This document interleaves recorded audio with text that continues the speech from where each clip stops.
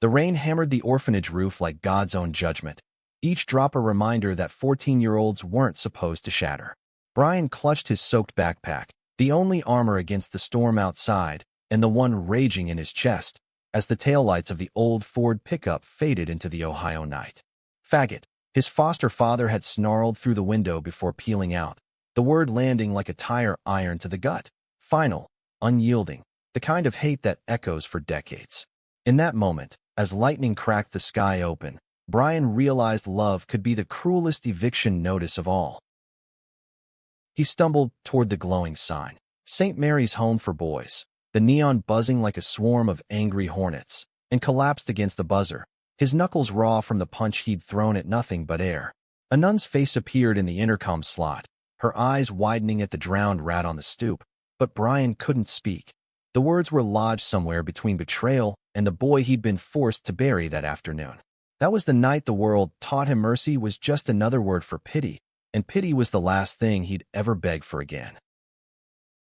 Brian's first weeks at St. Mary's blurred into a gray haze of fluorescent lights and the sour tang of institutional oatmeal. The other boys sized him up like wolves circling a lame deer. Tommy with his buzz cut and perpetual scowl, whispering queer's got daddy issues during lights out. Javier, the lanky kid from the barrio, who snuck him extra bread rolls but never met his eyes. Brian kept his head down, sketching in the margins of his battered notebook, jagged lines of pickup trucks vanishing into rain, fists clenched around invisible hearts. He learned fast that silence was a shield, but it couldn't block the dreams where his foster mother, Ellen, reached for him one last time, her hand pulling back like smoke. The Millers had scooped him up at 8, a scrawny foster kid from Cleveland's underbelly, all wide eyes and scraped knees after his bio mom OD'd in a motel off I-90. Tom Miller, with his calloused hands from the auto plant and his Sunday sermons about family values, had seemed like a rock, taught Brian to throw a curveball, fixed his first bike. Ellen baked apple pies that filled the split level in suburban Dayton with cinnamon warmth, her laughter a melody that drowned out the ghosts. They'd talked adoption papers over Thanksgiving turkey, promising forever in that earnest Midwestern way, where bless your heart masked 1,000 unspoken sins. It unraveled sophomore year, after the locker room incident. Brian's best friend, Kyle, had caught him staring too long at the quarterback's tattooed back. Sweat glistened under the showers. "Dude, you into that?" Kyle joked, but the whisper spread like flu season. Tom found the dog-eared copy of Giovanni's Room hidden under Brian's mattress. Ellen had bought it at a library sale, thinking it was literature. The fight exploded over meatloaf. Tom's face purple, veins bulging like rivers on a map. "This ain't how we raise boys in God's country," he'd bellowed, slamming his fist so hard the formica cracked. Ellen wept in the corner, wringing her apron, murmuring, "We can fix this, honey," but her eyes darted to Tom, always to Tom. By dawn, they were packed. No goodbye to the golden retriever, no note for the teachers who'd praised his A's in English. Just the drive to St. Mary's, Tom gripping the wheel like it was Brian's throat, Ellen silent as a shadow. At the gates, Tom shoved a wad of 20s into Brian's hand. "For bus fare, kid. Don't come back," and that was it. Dumped like yesterday's trash, because loving boys the wrong way was a sin too big for their split-level salvation. St. Mary's wasn't hell, but it was purgatory with bingo nights. Sister Agnes, the iron-fisted head nun, ran it like a boot camp for broken souls. Chores at dawn, Bible study till your eyelids bled. Brian excelled, because what else could he do? Top of his class, debate team captain, the kid who volunteered for every food drive. But inside, he was a vault, locked tight against the what-ifs. What if he'd hidden better? What if Ellen had fought harder? The betrayal festered like an untreated wound, turning every family mention into acid on his tongue. Sex ed was a joke, abstinence pamphlets with cartoon fruits, but Brian figured it out in stolen moments. Late-night fumblings with Tommy under the covers, all awkward elbows and whispered, "Don't tell," until Tommy bolted for juvie after a shoplifting bust. Then Javier, during a summer campout, their sleeping bags zipped together under the stars, his touch tentative as a confession. "You're beautiful, man," Javier breathed, and for the first time, Brian believed it. But Javier aged out at 18, shipped to a group home in Toledo, leaving a Polaroid. Two boys grinning by Lake Erie, wind-whipped and free.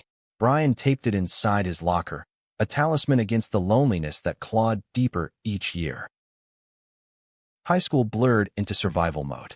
Brian dated girls to blend. Prom with Sarah the cheerleader, her perfume choking him like regret. But his heart was a compass pointing true north, toward men who moved like poetry, away from the straight-laced grid of Dayton. College scouts sniffed him out for his grades, but scholarships dried up when the economy tanked in '08. Tight budgets, they said, but Brian knew code for not our kind. So he hustled, night shifts at the diner, flipping burgers till his hands blistered, saving every cent for community college. That's where he met Marcus. God, Marcus, ebony skin glowing under the lecture hall fluorescence, dreads tied back with a leather cord, voice like velvet thunder during poli-sci debates. Queer rights ain't a sidebar. It's the goddamn Constitution, he'd argue, fist pumping the air, and Brian's pulse would sink like a metronome.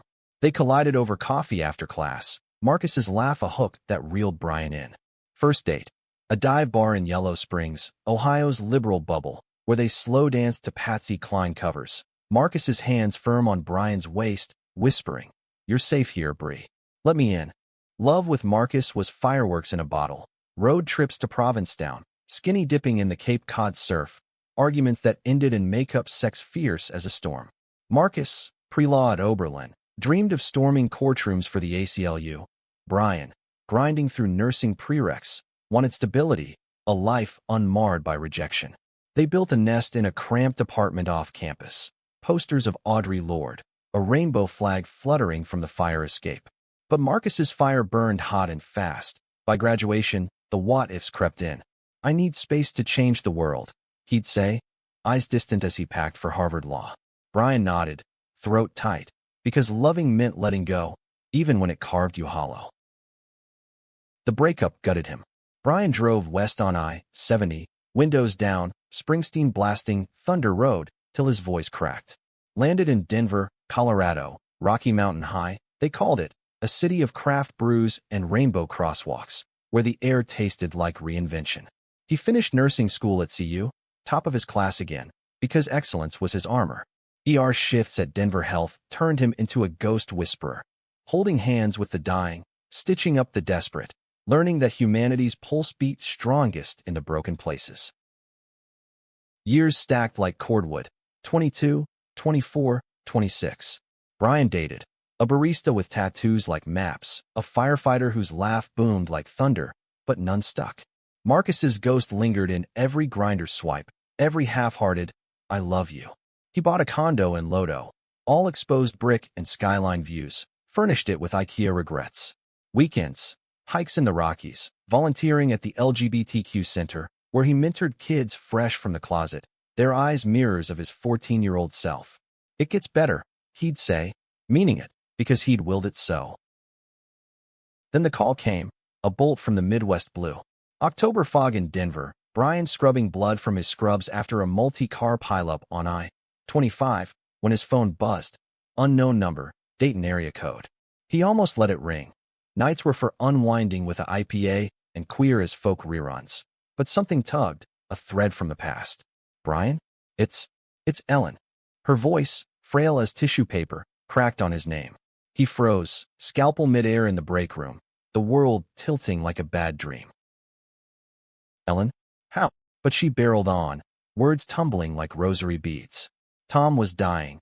Pancreatic cancer, stage 4, the plant's legacy of toxins finally cashing the check. Hospice had sent him home to the split level, now sagging under 20 years of neglect, but the real kicker, their real son, adopted after Brian. Little Mikey, who'd become Mike the Marine, was deployed in Afghanistan. No leave, no mercy. Ellen begged. "He needs care, Brian. Professional. We can't afford the agency rates. Please. For old times." Old times. The phrase landed like shrapnel. Brian's mind flashed. Apple pies, curveballs, the taillights in the rain. Betrayal scar tissue itched, raw and insistent. He wanted to hang up, block the number, bury Dayton deeper than his bio-mom's grave. But there was Ellen's sob, a hook in his ribs, and beneath it, the nurse's oath. "Heal the sick, no questions asked." "I'll think about it," he muttered, already knowing he'd go, Because forgiveness wasn't for them. It was for the boy still shivering on that orphanage stoop. He booked the red-eye, landing in Dayton at dawn, the airport a time capsule of Flatlands, and fried everything. Rental car humming south on 75, past cornfields golden with autumn decay. Brian's gut churned like bad diner coffee. The split level loomed unchanged, faded siding. The same crepe myrtle by the driveway, though the golden retriever's grave was overgrown with weeds. He killed the engine, hands trembling on the wheel, rehearsing lines in the rear view. You destroyed me. Why should I save you? Ellen answered the door, a wraith in her muumuu. Gray roots bleeding through peroxide, hands bird-bone fragile. Brian, she breathed, eyes welling, pulling him into a hug that smelled of Benghazi and regret. He stiffened, then softened, just a fraction, because her arms were the first home he'd known. Inside, the house reeked of sickness, antiseptic masking decay, the living room TV murmuring Fox News infomercials. Tom lay propped in the recliner, oxygen mask fogging his breaths, skin jaundiced as old newspaper. His eyes, milky now, flicked to Brian, recognition, then shame, then nothing. You're here. Tom's voice rasped like sandpaper, the word laced with wonder and wariness. Brian nodded, throat dry, unpacking his bag in the guest room, his old room, walls still papered in baseball motifs, bedspread threadbare. That night, he started the routine, vitals at dusk, morphine drips calibrated to the second, sponge baths with whispers of dignity. Tom grunted through it, avoiding eye contact, but Ellen hovered, chattering about church potlucks, Mike's letters from Kandahar. He asks about you, you know. Always did. Lies, probably, but Brian let it slide, because the work anchored him. Days bled into a rhythm. Jell-O molds for Ellen, wound dressings for Tom, midnight walks around the block where fireflies danced like lost souls. One evening, as frost nipped the air, Tom wheezed. I was wrong, kid. Scared. Church said. You know. Brian paused, gauze in hand, the admission hanging like smoke. Scared of what? Losing another son. Tom's nod was infinitesimal, tears carving tracks in the hollows of his cheeks. Not forgiveness. Not yet, but a crack in the vault, light seeping through. Romance crept in sideways, as it does in these Rust Belt tales. The local hospice volunteer, assigned to Brian's shifts, was Alex, mid-30s, broad-shouldered with a sailor's squint, silver threading his dark hair from years captaining fishing charters on Lake Erie before settling down in Dayton. Divorced, out since 20, Alex brought coffee in thermoses labeled Captain's Blend, his laugh a rumble that shook the house's foundations. You're a saint, Miller. Brian. Most would have told him to rot. They talked in the kitchen over Ellen's weak tea. Alex's ex, a woman who'd bolted when he came out. Brian's Marcus, the fire that flickered out. Love's a harbor, Alex said one night, calloused hand brushing Brian's. Storms come, but you dock where it's real. It started tentative, a hand on the small of the back during med passes, stolen kisses in the pantry amid canned soups. Alex was steady, like the Mississippi, deep currents, no flash floods. They drove to the Wright Brothers Memorial on off days, picnicking on hilltops where history's first flight mirrored their own. Tentative wings, gravity's pull. Stay after Tom's gone. Alex murmured one twilight, lips against Brian's temple. Build something here. With me. Brian's heart stuttered. Denver's skyline called. But this? This was roots, twisted but real. But Dayton had teeth. Whispers slithered through the neighborhood. The Miller's prodigal queer, playing nurse to the homophobe. Church ladies crossed streets. Old plant buddies cornered Tom with what are you thinking, letting him back. Ellen crumbled first, confessing over prune juice. Tom's will. He cut Mike out too, after the discharge. PTSD, they said, but really. He came out. Letters from the sandbox, loving a corpseman. Tom's ashamed, but you're both his boys. The revelation hit like a sucker punch. Mike, the golden child, cast in Brian's shadow of sin. Climax brewed in the chemo fog of mid-November. Tom rallied. Enough for a family dinner. Turkey tetrazzini from Ellen's recipe. Mike Skyped from base, his face gaunt under desert camo. Hey, little bro. Mike grinned, voice crackling. But his eyes, hazel like Brian's, held oceans. They talked baseball, dodged the mines, until Tom cleared his throat. Boys, I fucked up. With both of you. Silence, thick as gravy. Mike's feed froze then. Yeah, Dad. You did. Tom's collapse came swift after. Codes called. Ambulance wail piercing the night. At the ER, Brian worked the line, defibrillators humming. But Tom's heart quit for good at 2:17 a.m. Ellen's wail the soundtrack to finality. Funeral was a blur of casseroles and condolences, the church pews half empty. Mike flew in, hugging Brian fierce at the graveside, whispering, I knew, man. About you. Wanted to say, sorry I wasn't there. They cried into each other's shoulders, brothers in exile, the betrayal's web unraveling thread by thread. Ellen, shrunken now, signed the house over, for you boys. Start fresh. But fresh meant choices. Mike shipping back to sand, Alex's harbor tempting with forever. Betrayal's echo peaked that last night. Alone in the split level, Brian rifled Tom's desk. Yellowed pamphlets from ex-gay clinics, letters to Mike and signed. Come home straight, son. Rage boiled, fists through drywall. Because forgiveness was a myth, a band-aid on a guillotine wound. Alex found him there, knuckles bleeding, pulling him close. You don't owe them your soul, Bree. But you owe yourself peace. They made love on the kitchen floor, slow and sacred, bodies mapping forgiveness not for the dead, but the living. In the end, Brian chose the road less paved. He sold the house, split proceeds with Mike for his GI Bill therapy, wired Ellen into assisted living with a no-contact clause, humanity's edge, sharp but kind. Back in Denver, the condo felt smaller, but Alex followed 2 months later, U-Haul stuffed with charts and dreams. They married in the Rockies at solstice, vows exchanged under aspen gold. I choose you, storms and all. Brian's sketches evolved, pickups not fleeing, but arriving, hearts not clenched, but open. Years later, mentoring at the center, Brian tells the kids, they dumped me for who I loved. But love? It builds bridges from the wreckage. It's humanistic, this American gospel, not fairy tale, but hard-won grace.